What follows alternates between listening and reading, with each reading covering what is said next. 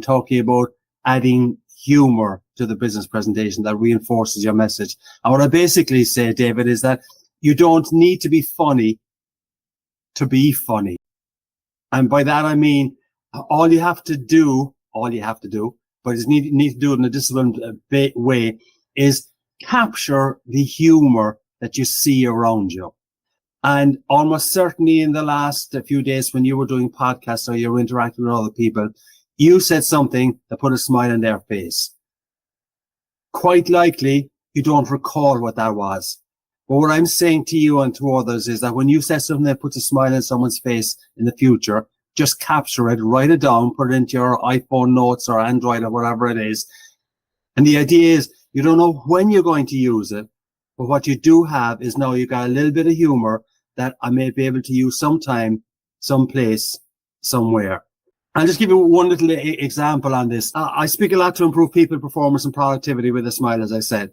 One of my major client groups is manufacturing, and I've done a number of safety conferences as well. So let's assume that I'm speaking to you as a safety audience.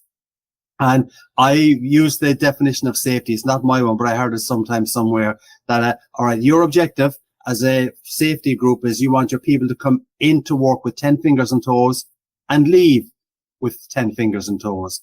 And to do that, you've got to be aware of your surroundings.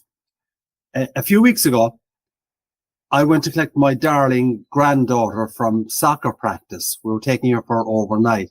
So my wife and I collected Maggie, our little 6-year-old redheaded granddaughter, and we put her into the back seat of the car. My wife sat in at the back seat of the car, and we said goodbye to our daughter. And then I sat into the back seat of the car as well. So after a couple of seconds, Maggie realized, Grampy, as she calls me, you should be driving the car. And I said, Maggie, I'll stay here. And she said, Grampy, as only a 6-year-old granddaughter could do. I said, okay, I'll drive the car. I get out of the back seat of the car. We're on child lock or Grampy lock as well. All right. So what I have to do is I've got to phone my daughter, who's got to come back in about 5 minutes that she's gone away at that stage. She's got to come back into the parking lot, open the back door for me, let me out, etc., so I could drive the car.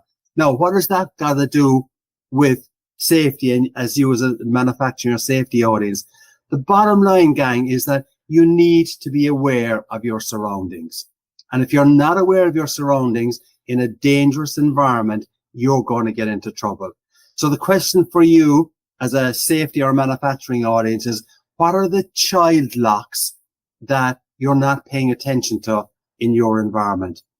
And I'll reinforce this one other simple way. Some of you here in the audience have got kids.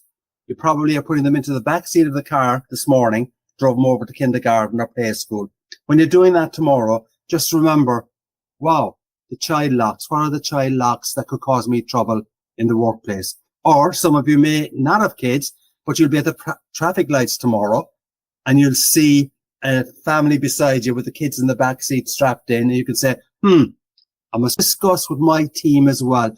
What are the simple things that we're not paying attention to that if we don't get right, we're not going to leave here with 10 fingers and 10 toes.